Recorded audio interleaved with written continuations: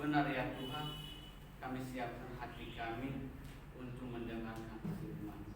Berfirman ya Bapa, kami siap untuk mendengarkannya. Urapi hamba-Mu, urapi semua kami yang berkumpul di tempat ini, sehingga firman tidak berlalu begitu saja, tetapi firman akan mengkokohkan iman kami, memotivasi kami dalam menjalani hidup yang akan datang. Bapa dalam surga, kami serahkan hidup jiwa kami dalam tangan-Mu. Kamu memberkati sehingga ruangan ini akan di dalam nama kasih-Mu. Terima kasih Bapa, kami siap untuk merenungkan firman. Haleluya. Amin. Amin. Shalom semuanya. Shalom. Sekali lagi shalom. Shalom. Baik. Terima kasih kesempatan yang telah diberikan kepada saya untuk menyampaikan renungan atau firman Tuhan pada hari ini. Sebenarnya bukan saya, tetapi karena saudara kita setumpal, dia ada kendala di mana dia pelayanan juga, sehingga kemarin dia mengatakan untuk mengambil alih. Dan sekarang kita melihat bahwa hari ini adalah hari yang mau menuju Paskah, di mana Jumat Agung kemarin kita melihat Yesus mati di kayu salib. Untuk apa? Ketika kita merenungkan, mungkin ada yang merenung dan membayangkan dalam hidupnya bagaimana ketika aku diperhadapkan seperti Yesus, apakah saya mampu atau tidak? Dan apa tujuan Yesus mati di kayu salib? Saudara-saudara yang terkasih di dalam nama Tuhan Yesus, mari kita buka Alkitab kita yang terambil dari Titus pasal 2 ayat 11 sampai 15. Titus pasal 2 ayat 11 sampai 15. Jika sudah dapat, katakan yes. Yes. Baik, kita akan membacakan dengan responsoria. Saya yang ayat 11 dan Bapak Saudara semua ayat yang ke-12 hingga sampai ayatnya ke-15. Perikop, kasih karunia Allah menyelamatkan semua manusia. Ayatnya 11. Karena kasih karunia Allah menyelamatkan semua manusia sudah nyata. Ia mendidik kita supaya kita meninggalkan kefasikan dan keinginan-keinginan duniawi, dan supaya kita hidup bijaksana, adil dan beribadah di dalam dunia yang sekarang ini.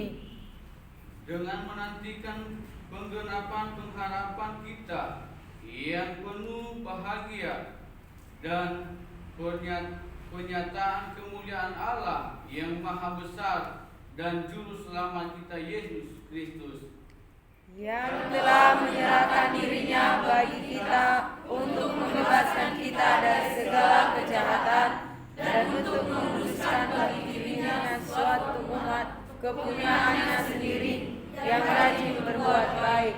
Sama-sama kita bacakan ayat 15. Beritakanlah semuanya itu, nasihatilah dan yakinlah orang dengan segala kewibawaanmu. Janganlah ada orang yang menganggap engkau rendah. Amin.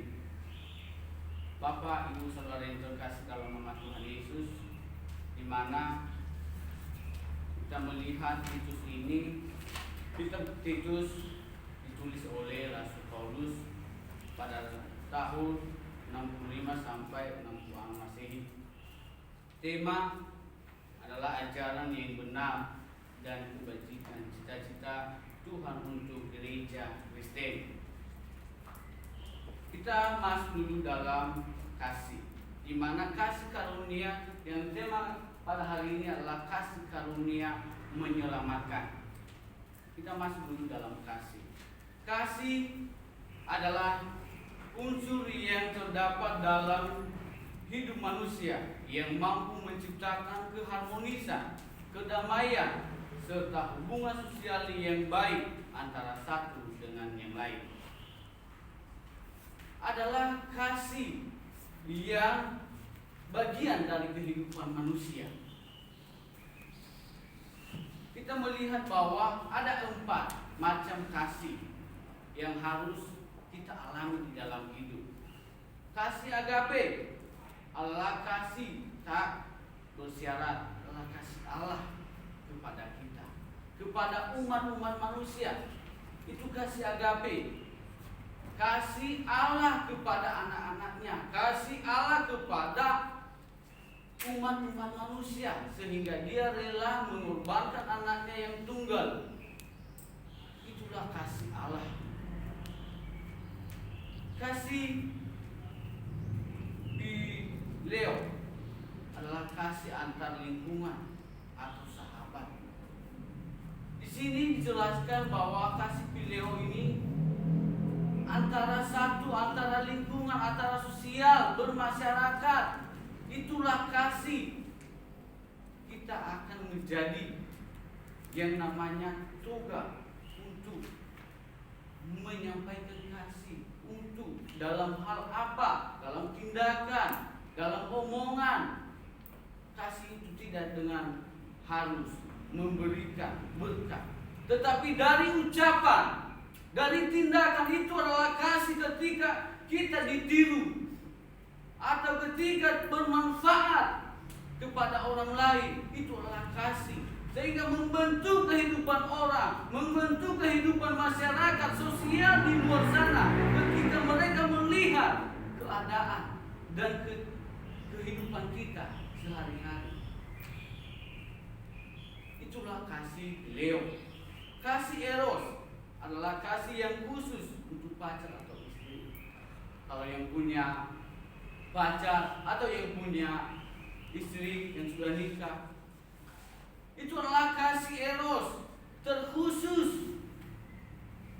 Dia terkhusus, tidak akan diketahui oleh keluarga pun, tidak diketahui. Tetapi hanya satu yang mengetahui kasih itu di dalam hidupnya, adalah hanya orang khusus, seperti istri, suami, dan pacarnya. Itulah beberapa kasih yang dijelaskan di tempat ini. Kasih yang terakhir adalah kasih stogi, kasih terhadap orang tua, sebaliknya terhadap anak dan orang tua.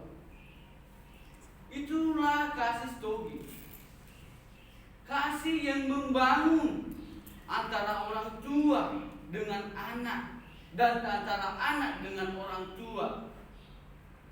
Apa kasih yang ditimbulkan di dalam hal itu? Saling mengasihi, saling menyayangi, saling memberikan hal yang memotivasi hidup, membantu orang tua ketika anak sudah dewasa, membantu orang tua, menjadi berkat buat orang tua. Pertanyaannya sekarang, kita di mana? Apakah kita sudah menjadi kasih di dalam hal keempat ini? Kita hilangkan yang ketiga karena kita masih belum ke sana.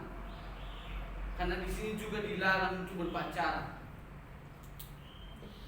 Lalu ke dalam ketiga hal ini, kasih agape dan kasih phileo, kasih stroge, apakah kita ada di dalam bagian itu? Kita anak-anak sekarang, anak-anak teologi, anak-anak Tuhan, apakah kita ada di dalam bagian itu? Apakah kita mengasihi orang tua kita? Apakah kita menjadi berkat buat sosial di sana, buat masyarakat di luar sana? Atau kita menjadi batu sandungan buat mereka? Atau kita menjadi orang yang membawa dampak negatif dalam kehidupan bermasyarakat? Mari kita koreksi diri kita. Mari kita koreksi hidup kita dari omongan kita, tindakan kita. Karena semuanya bukan, kasih itu bukan hanya dengan memberikan. Kasih itu bukan dengan hanya mengatakan, tetapi kasih itu akan membuat satu pengaruh besar di dalam kehidupan setiap orang. Dari ucapan, tindakan, apalagi kita anak-anak teologi, kita berbicara begini. Apakah itu sesuai dengan kasih yang Tuhan inginkan di dalam hidup kita? Kita melakukan kegiatan di dalam hidup kita sehari-hari. Apakah itu sesuai dengan yang Tuhan firmankan? Atau kita hanya sebagai simbol, sebagai anak teologi? Kalau simbol hanya gambaran, belum tentu isinya ada. Di sini kita diberikan dorongan, saudara-saudari, untuk menjadi kasih yang sempurna, untuk menjadi kasih yang hidup, yang membentuk, sehingga menjadi berkat buat semua orang. Poin pertama, di mana kasih karunia menyelamatkan. Dari Titus pasal 2 ayat 11 sampai 15. Poin pertama adalah Allah menyelamatkan semua manusia sudah nyata. Kita melihat dari Efesus pasal 2 ayat 8 sampai 9. Satu orang yang bacakannya. Efesus pasal 2 ayat 8 sampai 9 berbunyi, sebab karena kasih karunia kamu diselamatkan oleh iman, itu bukan hasil usahamu, tetapi pemberian Allah. Itu bukan hasil pekerjaanmu. Jangan ada orang yang memegahkan diri. Nah, di sini kita diberikan hal yang baru, di mana Paulus memberikan surat ini kepada saudara kita Titus untuk menyampaikan, baik di Efesus maupun di Kolose. Lalu karena kasih karunia kamu diselamatkan oleh iman, itu bukan hasil usahamu. Benar saudara, tema kita tadi kasih karunia menyelamatkan. Kasih karunia Allah sehingga kita terselamatkan sampai saat ini. Kasih karunia Allah sehingga kita ada sampai detik ini. Sehingga kita berbagi kasih, berbagi, saling menyayangi, saling kenal satu dengan yang lain. Bukan dengan zaman-zaman purbakala. Zaman-zaman purbakala, asalkan satu kampung dengan kampung saling bermusuhan. Di mana kami juga dalam sekolah waktu SD, kami sudah mengalami. Padahal satu daerah, hanya beda kampung, selalu bermusuh. Lempar-lemparin batu lah. Itu adalah kasih yang masih di dalam kedagingan. Bukan kasih lagi, tetapi saling membunuh. Dan di sini kita diarahkan kasih karunia menyelamatkan. Sehingga Allah mengaruniakan anaknya yang tunggal adalah Yesus, yang rela mati di kayu salib, dicaci maki, dipukuli, ditampari, dicabik-cabik, sampai disalibkan, hanya untuk kita yang akan menjalani hidup. Di sini Allah menyelamatkan semua manusia sudah nyata. Kita lihat di ayatnya 13, dengan menantikan penggenapan pengharapan kita yang penuh bahagia dan penyataan kemuliaan Allah yang maha besar dan juru selamat kita Yesus Kristus. Poin kedua, usaha Allah menyelamatkan. Kasih karunia menyelamatkan adalah usaha Allah menyelamatkan. Kita melihat poin pertama adalah Ia mendidik kita supaya meninggalkan kefasikan, keinginan-keinginan duniawi. Di sini diberikan hal yang baru, motivasi yang baru, yang unik, di mana dalam usaha Allah menyelamatkan, Dia mendidik kita. Dia memotivasi kita agar kita meninggalkan kefasikan. Kefasikan seperti apa? Orang yang berdosa, yang penuh dengan dusta, keinginan-keinginan daging dalam duniawi, di mana Allah mau memotivasi kita supaya kita keluar dari sana, akan masuk di dalam terangnya Tuhan, terangnya Allah. Ketika kita mengenal Yesus sebagai juru selamat, ketika kita mengakui bahwa Dia adalah Allah sendiri, ketika kita mengakui bahwa hanya Dia adalah satu-satunya juru selamat kita, disitulah kita memegang teguh bahwa usaha Allah menyelamatkan kita. Poin kedua, Dia mendidik supaya kita hidup bijaksana. Saudari-saudari, di sini dibalik Dia membimbing kita, mendidik kita supaya kita meninggalkan keinginan-keinginan duniawi. Dia juga memberikan kita motivasi yang baru supaya kita hidup dalam kebijaksanaan, supaya kita hidup di dalam yang berhikmat dalam menjalani hidup. Siapa yang menjalani? Apakah orang di luar sana? Bukan. Tapi kita di tempat ini. Kepada kita lah disampaikan firman ini agar kita mengalami bijaksana dalam hidup. Tiga, yang mendidik kita supaya adil dan beribadah. Yang ketiga ini adalah adil dan beribadah. Apakah kita adil di dalam kehidupan kita sendiri? Apakah kita adil di dalam keluarga kita? Apakah kita adil di dalam suatu organisasi yang kita ikuti? Atau bagaimana? Mari kita koreksi diri kita, saudara. Dan yang terakhir adalah beribadah. Adil dan beribadah. Kita diberikan dorongan agar kita beribadah. Beribadah kepada siapa? Hanya kepada Yesus, hanya kepada Allah yang sudah memberikan kita hidup yang baru.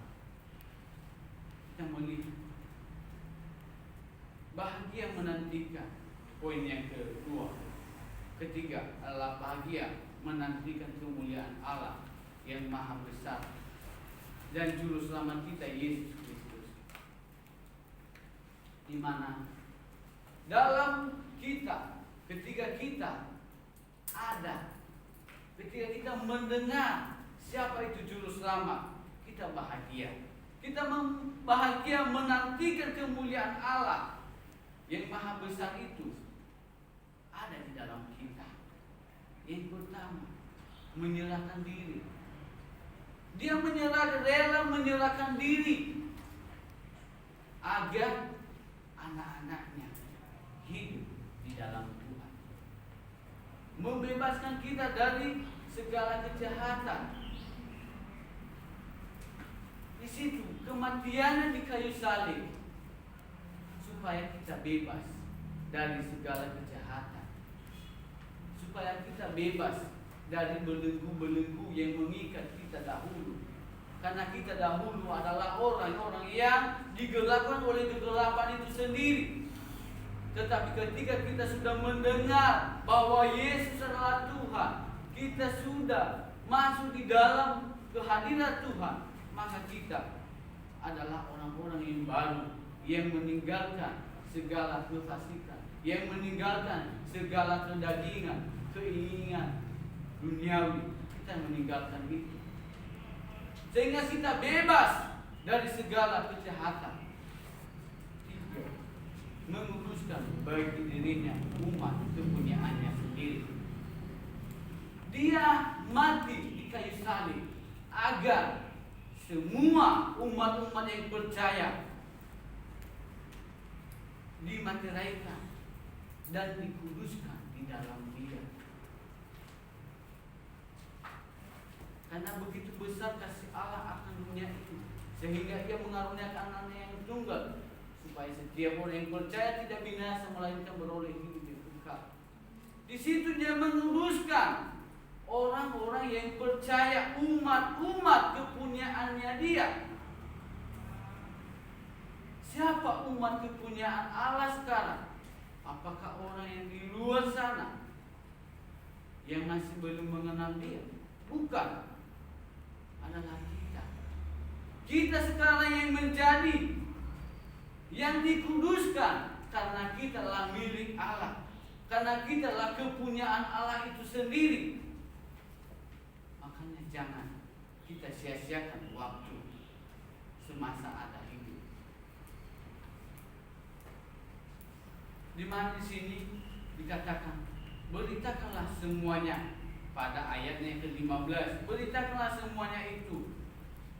Nasihatilah, yakinkan orang dengan segala kewibawaan. Beritakanlah.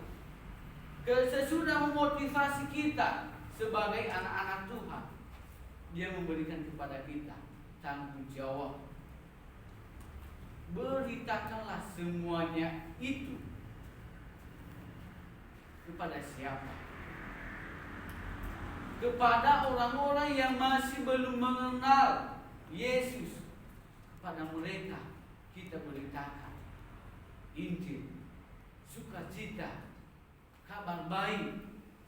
Kepada mereka kita beritakan bahwa hanya satu juru selamat, dari Yesus Kristus. Kepada mereka kita menasihati mereka yang selalu down, yang selalu hidup di dalam kekhawatiran, yang selalu hidup di dalam belenggu kefasikan, belenggu kegelapan. Sehingga kita menasihati mereka, sehingga mereka tidak frustasi. Tugas siapa? Adalah tugas hamba-hamba Tuhan. Tugas kita meyakinkan orang di luar sana. Ini berbicara integritas diri kita sebagai hamba Tuhan. Meyakinkan orang-orang yang masih belum mengenal Yesus agar mereka datang dan percaya bahwa hanya satu juru selamat, adalah Yesus Kristus. Apa aplikasinya dalam hidup kita, saudara? Aplikasinya dalam hidup kita, kamu hidup karena kasih, dan buahkanlah kasih dalam hidupmu, karena Allah mengasihimu. Kamu hidup karena kasih, dan buahkanlah kasih dalam hidupmu, karena Allah mengasihimu. Saudari-saudara, di sini kita ditekuni bahwa kita hidup karena kasih, dan buahkanlah kasih itu agar kasih itu menjadi kasih yang sempurna, yang dari Allah, karena Allah mengasihi kita. Di mana aplikasi kedua? Keselamatan dari Allah sehingga kamu bertahan hidup dan hiduplah dalam keselamatan untuk menasihati dan meyakinkan orang bahwa Yesuslah juru selamat. Keselamatan dari Allah sehingga kamu bertahan hidup dan hiduplah dalam keselamatan untuk menasihati dan meyakinkan orang bahwa Yesus adalah juru selamat. Di situ memberikan kesaksian kepada orang-orang di luar sana supaya kita dan saya, saudara-saudari, tanggung jawab itu kita laksanakan. 3. Engkau telah dibebaskan dari segala kejahatan dan sekarang tugasmu engkau membebaskan orang dari belenggu kejahatan menurut pandangan Allah. Engkau telah dibebaskan dari segala kejahatan karena engkau telah mengenal Yesus, karena engkau telah hidup di dalam Tuhan. Dan tugasmu adalah membebaskan orang-orang di luar sana yang masih dibelenggukan oleh kejahatan.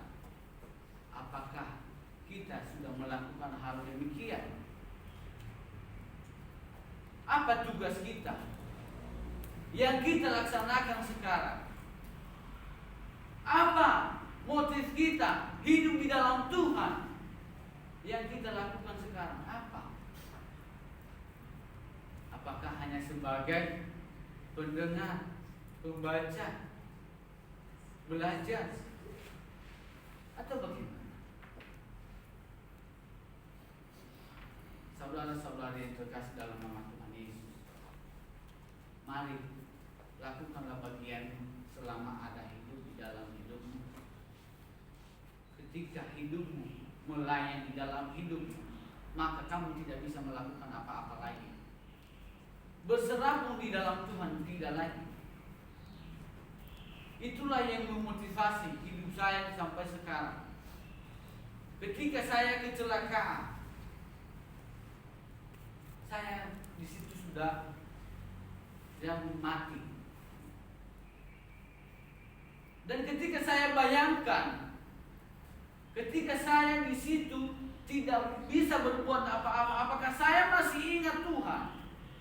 Tentu tidak. Tentu tidak. Karena saya merasakan sendiri, bukan Tuhanlah yang saya ingat di situ. Malah pun hilang. Tidak ada lagi pemikiran. Itu detik-detik terakhir, saudara. Makanya lakukanlah bagianmu selama engkau hidup. Karena firman Tuhan yang hidup akan selalu membentengi kita ketika kita menghidupkan dia di dalam hidup kita. Terima kasih. Demikian firman Tuhan. Kiranya firman Tuhan akan selalu memotivasi kita, mengkokohkan iman kita, menasihati hidup kita untuk berkelanjutan hidup di dalam Tuhan. Mari kita berdoa. Terima kasih Bapa, kemuliaan hanya bagimu, kekudusan hanya bagimu. Di saat ini kami telah mendengarkan firman. Berkatilah ya Tuhan, dan urapi dia dalam hati kami, sehingga firman-Mu tidak berlalu begitu saja, tetapi akan hidup di dalam hidup kami, akan termotivasi di dalam hidup kami, sehingga kami menjadi anak-anak Tuhan yang berbuah di dalam kasih, baik di dalam keluarga maupun di dalam bersosialisasi dimanapun kami berada. Bapa di dalam surga, terima kasih, Engkau baik. Haleluya. Amin. Amin.